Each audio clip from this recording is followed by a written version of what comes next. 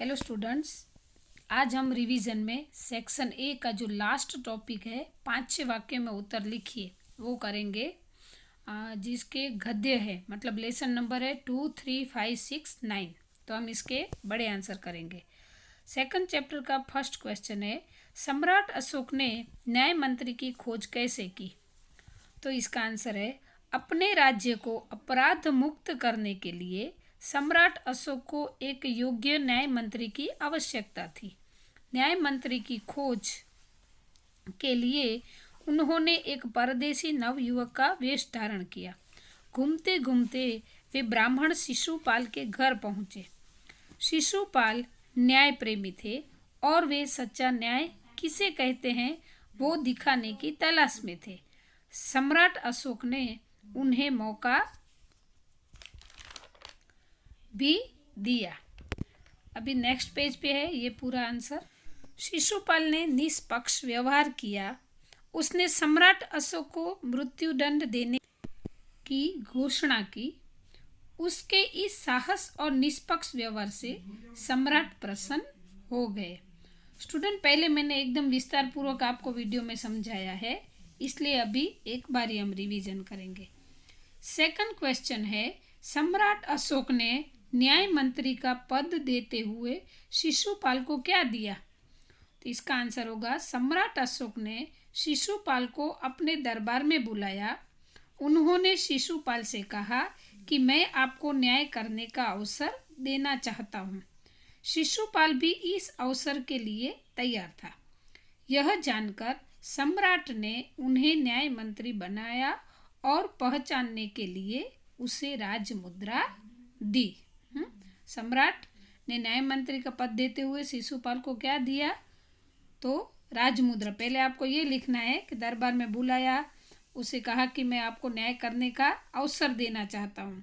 फिर शिशुपाल तो ऑलरेडी पहले से ही इस अवसर की तलाश में था, इसलिए यह जानकर सम्राट ने उसे फिर न्याय मंत्री बनाया और उसकी न्याय मंत्री की पहचान के लिए उसको राजमुद्रा दी। थर्ड क्वेश्चन है, सम्राट अशोक गदगद क्यों हो गए? सम्राट अशोक ने शिशुपाल को न्याय करने का मौका दिया। शिशुपाल अशोक की न्याय की कसौटी पर खरे उतरे। उन्हें जब पता चला कि हत्यारा सम्राट है, तब भी शिशुपाल अपने निर्णय पर अड़ग रहे और उन्हें मृत्युदंड देने की घोषणा की। शिशुपाल ने अपने निष्पक्ष व्यवहार से सम्राट का दिल जीत लिया। शिशुपाल को न्याय देते हुए देख के सम्राट अशोक गदगद हो गए। नेक्स्ट क्वेश्चन है, न्याय मंत्री ने अपराधी सम्राट के जीवन की रक्षा किस प्रकार की? सम्राट अशोक ने पहरेदार की हत्या की है। यह जानते हुए भी शिशुपाल ने अपराधी को मृत्युदंड देने की घोषणा की। हत्यारा स्वयं सम्राट थे और राजा को भगवान का रूप माना जाता है। भगवान को सजा देने का अधिकार किसी को नहीं होता। इस बात को ध्यान में रखते हुए शिशुपाल ने राजा की सोने की मूर्ति को फांसी दी और राजा को भी बचा लिया। इस प्रकार सम्राट अशोक ने पहरेदार की हत्या की है। इस प्रकार न्याय मंत्री ने अपराधी सम्राट के जीवन की रक्षा की। ये थोड़ा वापस से रिपीट करती हूँ, कैसे रक्षा की? तो सम्राट अशोक ने पहरेदार की हत्या की है। यह जानते हुए भी शिशुपाल ने अपराधी को मृत्युदंड देने की घोषणा की। हत्यारा स्वयं सम्राट थे और राजा को भगवान का रूप माना जाता है। भगवान को सजा देने का अधिकार किसी को नहीं होता। इस बात को ध्यान में रखते हुए शिशुपाल ने राजा की सोने की मूर्ति को फांसी दी और राजा को भी बचा लिया। तो इस प्रकार न्याय मंत्री ने अपराधी सम्राट के जीवन की रक्षा की। स्टूडेंट्स, यहाँ पे सेकंड चैप्टर के बड़े आंसर कंप्लीट होते हैं। अब हम करेंगे नेक्स्ट चैप्टर के बड़े आंसर। अब है थर्ड चैप्टर, जिसका फर्स्ट क्वेश्चन है, लेखक का मन क्यों बैठ जाता है? तो आंसर होगा, हमारे देश के अखबार चोरी, डकैती, तस्करी और भ्रष्टाचार के समाचारों से भरे रहते हैं। राजनीति दल एक दूसरे पर आरोप लगाते हैं। क्या होता है?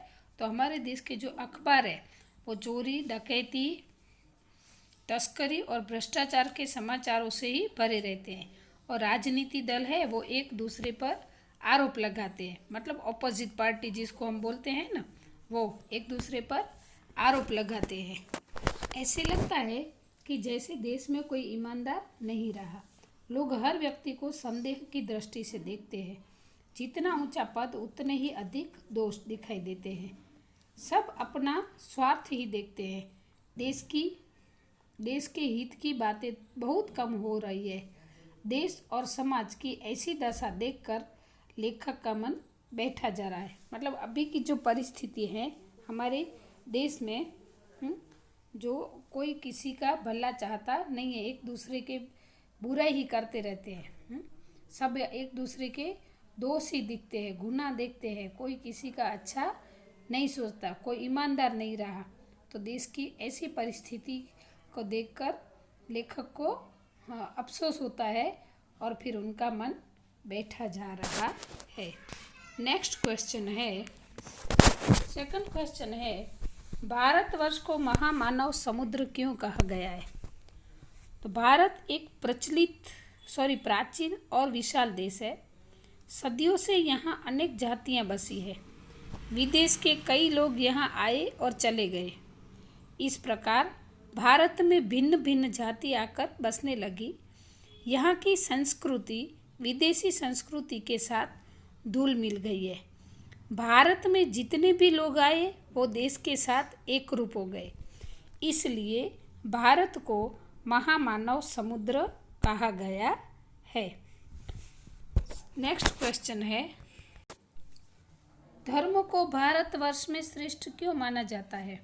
तो इसका आंसर होगा, शासन और समाज की सुख सुविधा के लिए सरकार ने कानून बनाए हैं, लेकिन भारतवासी कानून से ज़्यादा धर्म को महत्व देते हैं। धर्म के कारण ही अभी भी सच्चाई और ईमानदारी बनी हुई है। धर्म की वजह से ही मनुष्य झूठ और चोरी को गलत समझता है, एक दूसरे को पीड़ा पहुंचाने में पाप मानते हैं। धर्म के कारण ही हम काम, क्रोध, लोभ, मोह सभी इंद्रियों पर काबू रख सकते हैं। इसलिए धर्म को भारत में सर्वश्रेष्ठ माना जाता है। धर्म से ही हम शासन, समाज की सब सुख सुविधा कर सकते हैं। मतलब हम धर्म में मानते हैं, मतलब कुछ भी होता है तो हम भगवान को प्रे करते हैं, या तो कुछ भी अच्छा कार्य करते हैं तो उसमें भगवान को याद करते हैं। इसमें ये कहा गया है। नेक्स्ट क्वेश्चन है, कंडक्टर ने अपनी ईमानदारी कैसे बताई? एक बार लेखक अपने परिवार के साथ यात्रा कर रहे थे। गंतव्य स्थान से लगभग 5 मील पहले एक सुनसान जगह पर बस खराब हो गई। कंडक्टर समझ गया कि बस इससे आगे नहीं जाएगी, तो वो उसी वक्त साइकिल लेकर चला गया। रात के 10 बजे थे। यात्री ड्राइवर पर गुस्सा कर रहे थे। लेखक के बच्चों को भी भूख लगी थी। यात्री ड्राइवर को मारने के लिए तैयार ही थे। उसी वक्त बस कंडक्टर खाली बस लेकर आ रहा था और साथ में बच्चों के लिए दूध और पानी भी ले आया। सारे यात्री बस में सवार हुए। इस प्रकार कंडक्टर ने अपनी ईमानदारी बताई। यात्रियों को ऐसा था कि कंडक्टर ने धोखा दिया है, लेकिन फिर वो जब ये सब करके आया तो पता चला कि कंडक्टर तो एक ईमानदार था और उसने सबके भलाई के लिए ही काम किया था, सबको मदद की थी। अब है चैप्टर नंबर 5। फर्स्ट क्वेश्चन है, मार्ग में हिमालय अड्डने, डरावनी लहरों के थपेड़े मारने, नाविकों के सो जाने से क्या अभिप्राय है? क्या है क्वेश्चन? मार्ग में हिमालय अड्डने, डरावनी लहरों के थपेड़े मारने, नाविकों के सो जाने से क्या अभिप्राय है? इसका आंसर होगा, रानी लक्ष्मीबाई को अपनी प्यारी झांसी शत्रुओं के हाथ चले जाने का दुख है। स्वराज्य की मंजिल हर बार पास आकर चली जाती है। रानी स्वराज्य को पास आते देखती है, पर तभी हिमालय जैसी बाधाएं बीच में आ जाती है।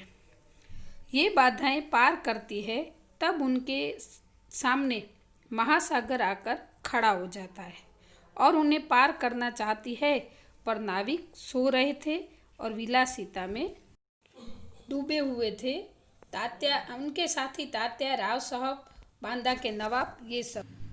रानी लक्ष्मीबाई देशभक्ति की एक अद्भुत मिसाल थी, समझिए। रानी लक्ष्मीबाई हमारे इतिहास का एक अत्यंत तेजस्वी चरित्र है। स्वराज्य ही उनका अंतिम लक्ष्य है। स्वराज्य के लिए वे बड़े से बड़े बलिदान देना चाहती हैं। वे स्वराज्य की नींव बनने में ही जीवन धन्य मानते हैं। उन्हें राग रंग से नफरत है। उन्हें सैनिकों की वीरता कलंकित न होने की चिंता है। रानी लक्ष्मीबाई देशभक्ति की मिसाल थी। नेक्स्ट क्वेश्चन है, स्वराज्य की नींव शीर्षक कहाँ तक सार्थक है? तो इसका आंसर होगा सन 1857 का सैनिक विद्रोह भारत का प्रथम स्वतंत्रता संग्राम माना जाता है। उसमें झांसी की रानी लक्ष्मीबाई, जूही, मुंदर, तात्या टोपे आदि ने देशभक्ति का परिचय दिया है। इन सब ने अपना बलिदान देकर स्वराज्य की नींव के पत्थर बन गए। इस गद्य के इसी पात्रों के बलिदान पर ही भारत देश के स्वराज्य की नींव खड़ी है। इसलिए ये शीर्षक, कौन सा शीर्षक? तो स्वराज्य की नींव शीर्षक यथार्थ है, मतलब सही है। अब है चैप्टर नंबर 6, मेरी बीमारी श्यामा नली। बड़े आंसर में फर्स्ट क्वेश्चन है उसका, लेखक बीमारी में भी क्यों काम करते थे? तो इसका आंसर होगा लेखक की आर्थिक स्थिति अच्छी नहीं थी। घर का खर्चा निकालने के लिए वे स्कूल में पढ़ाते थे और ट्यूशन करते थे। आराम करने से वे दोनों काम नहीं कर सकते थे। हाँ, बिना आमदनी के घर कैसे चलता? छोटे भाई सालिग्राम की आमदनी भी अधिक नहीं थी। महंगी दवाएं भी उनके लिए सिर दर्द थी। इसलिए मजबूरी में बच्चन जी बीमारी में भी काम करते थे। नेक्स्ट क्वेश्चन है, लेखक की बीमारी सुनकर श्यामा कांप कर तुरंत क्यों संभल गई? तो इसका आंसर होगा डॉक्टर मुखर्जी ने बच्चन जी को क्षय यानी कि तपेदिक की बीमारी है ऐसा कहा। ये सुनकर श्यामा कांप उठी। फिर उन्होंने सोचा कि उनका कांपना बच्चन जी सह नहीं सकेंगे। अपने पति के भावुक स्वभाव से वो भली भांति परिचित थी, इसलिए फिर वो संभल गई। स्टूडेंट, ये बहुत गंभीर बीमारी मानी जाती थी पहले के ज़माने में। थर्ड क्वेश्चन है, लेखक को ऐसा क्यों लगा कि उन्हें श्यामा के लिए जीने का संघर्ष करना चाहिए? तो आंसर है, बीमारी में लेखक को कर्ज चुकाने की चिंता खाई जा रही थी। उन्होंने अपने आप को मरने के लिए ही छोड़ दिया था। फिर उन्हें ख्याल आया कि वैसे भी श्यामा के लिए उन्होंने कभी कुछ किया ही नहीं था, और ऊपर से ये कर्जा भी उसको यानी कि श्यामा को भरना पड़े, तो ये लेखक को उचित नहीं लगा। उन्होंने ऐसा करके अपने आप को अपराधी बना देंगे, यह सोचकर उन्हें लगा कि श्यामा के लिए उन्हें जीवन का संघर्ष करना चाहिए। फोर्थ क्वेश्चन है, बच्चन जी की पारिवारिक आर्थिक विपन्ना के बारे में अपने विचार प्रकट कीजिए। तो पत्नी श्यामा के साथ बच्चन जी का जीवन संघर्षमय था। आय के कोई खास साधन नहीं थे उनके लिए। वे स्कूल में पढ़ाते थे, ट्यूशन करते थे, अपनी किताबों से भी कुछ पैसे मिल जाते थे, फिर भी खर्च पूरा नहीं हो पाता था। और उनके छोटे भाई सालिग्राम का वेतन भी कम था।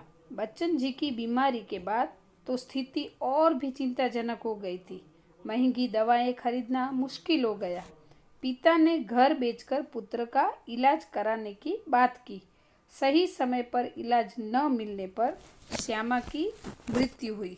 इस प्रकार बच्चन जी के घर की जो परिस्थिति थी, पारिवारिक और आर्थिक परिस्थिति थी, वो बहुत ही खराब थी। मतलब उनके पास पैसे नहीं थे इलाज के लिए। अब हम 9th चैप्टर के करेंगे बड़े आंसर, मतलब 4-5 वाक्य में उत्तर। फर्स्ट क्वेश्चन है, प्रियोदा को सभी लोग क्यों प्यार करते थे? इसका आंसर होगा, प्रियोदा परोपकारी लड़का था। हर रविवार को अपने दल के साथ सन्यासी आश्रम के लिए मुठिया वसूल ले जाता था। गांव में कोई बीमार हो, स्कूल का कोई छात्र या शिक्षक कोई भी बीमार हो तो प्रियोदा अपने साथियों के साथ उनके घर पहुंच जाता था और तब जब तक वो ठीक न हो जाए तब तक उनकी सेवा करता था। अपने साथियों के साथ भी वो अच्छा व्यवहार करता था। अपने साथियों को निर्भय बनाता था। उसे अपशब्द बोलना पसंद नहीं था, तो उसके लिए उसने अपने दल में भी अपशब्द न बोलने के लिए नियम और दंड भी रखे थे। प्रियोदा का ऐसा चरित्र सबको मोहित करता था और इसी वजह से सब लोग उसे प्यार करते थे। सेकंड क्वेश्चन है, प्रियोदा की टोली कौन कौन से कार्य करती थी? तो इसका आंसर जो उत्तर 1 है ना, उसमें ही रहेगा। हाँ, जो उत्तर 1 का है ना, सॉरी क्वेश्चन 1 का उत्तर है ना, वही का वही क्वेश्चन 2 का रहेगा, इसलिए मैंने ऐसे लिखा है, तो आपको वही पढ़ना है।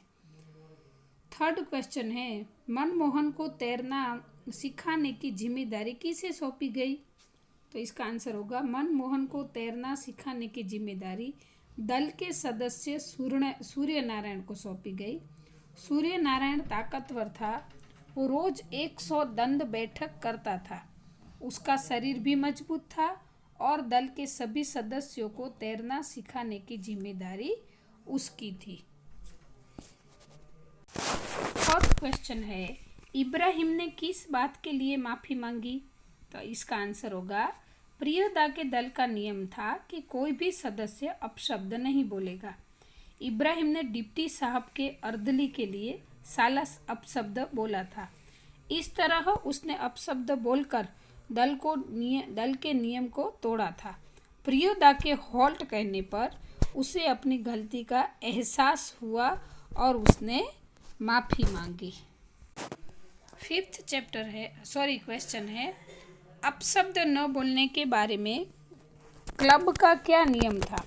तो इसका आंसर होगा, प्रिया अपशब्द बोलने का विरोधी था, मतलब प्रियोदा इसलिए अपने दल में नियम बनाया था कि दल का कोई भी सभ्य कभी अपशब्द या गाली नहीं बोलेगा। अगर किसी ने बोला तो हॉल्ट बोलकर उसे रोका जाएगा।